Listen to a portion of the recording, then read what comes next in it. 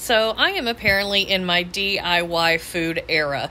I saw a video on Farmhouse on Boone here on YouTube where she made homemade sauerkraut. And we love sauerkraut and brats, and so I was like, I have got to try this.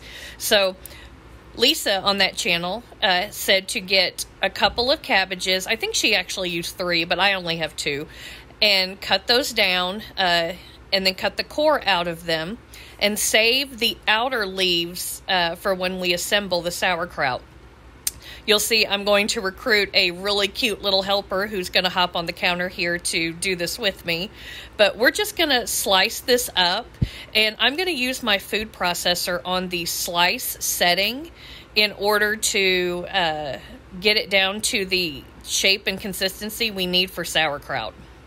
So we're just going to walk through this process, and you can watch me and Scarlett go to town on chopping down this cabbage.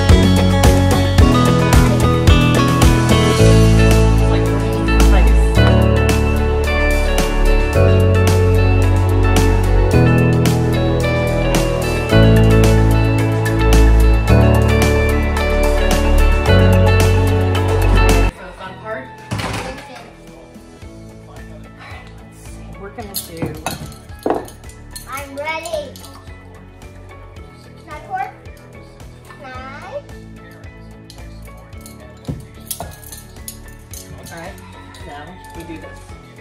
I'm using one hand because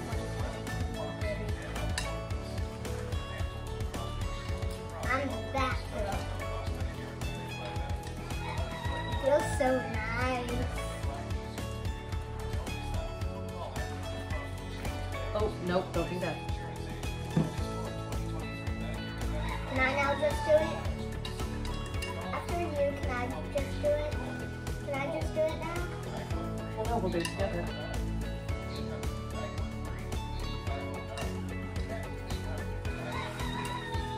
Oh, it feels so good, doesn't it? Mm-hmm. Ready? Mom, I'm gonna do something by myself. You want to make sure you're squeezing it, okay? Wait, can I do something by myself? Good.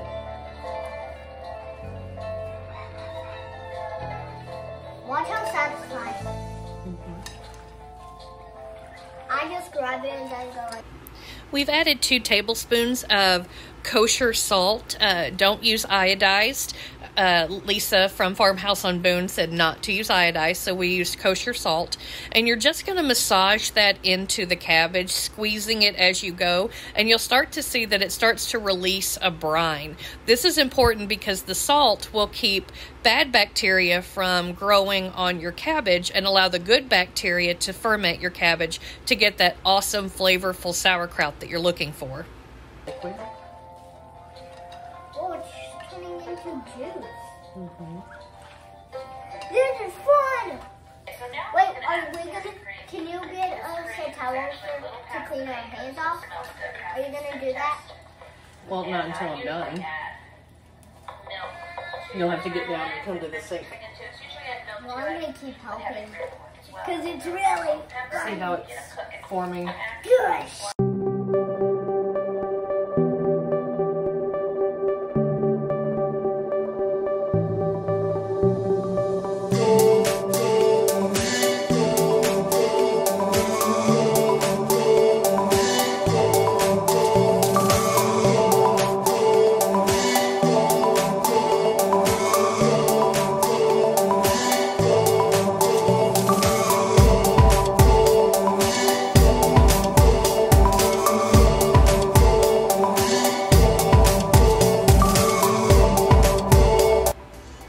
Now, at this point, we are going to pack our jars as full as we can with our cabbage and salt brine mixture.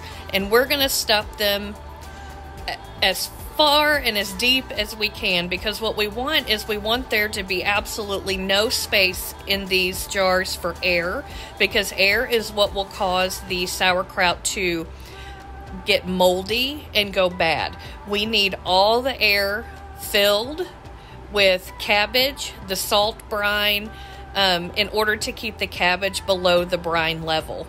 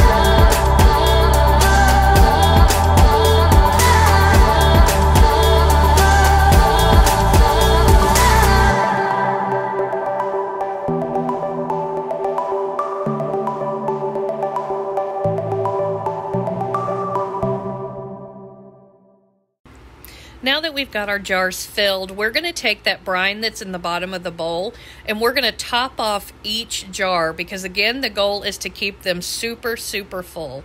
So we're going to pour that brine in, and then we're going to take those cabbage leaves that we saved from the very beginning, and we're going to take the tough core out on those, and we are going to stuff those into our jars, because we want to keep all of that sauerkraut cabbage below the water line, and pressing them with the cabbage leaves will help that process.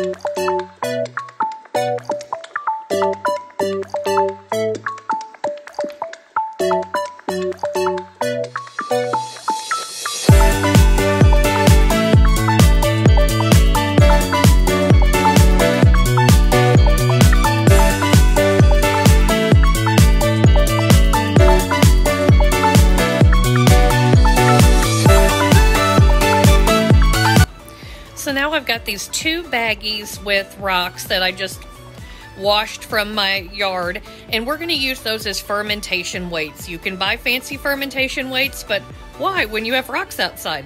And we're going to press this on top of our sauerkraut and our cabbage leaves, again to hold everything underneath that water line. From there, we're going to go ahead and put on our lids. Now, when we screw our lids on, we're not going to do them super tight. We're just going to do them about like hand tight, because we want to allow any air or any liquid that's going to continue to sweat in the sauerkraut to be able to come out. So we don't want them to be too tight, but we also want them to be tight enough that no critters get into it.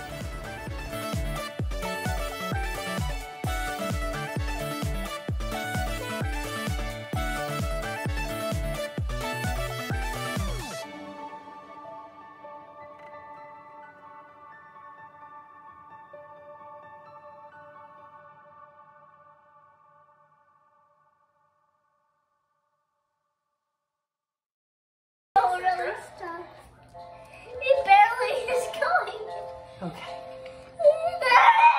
Before it explodes, it's gonna explode. You see it is gonna explode. It almost explodes. It doesn't want. Oh my gosh. That one's more full than that one.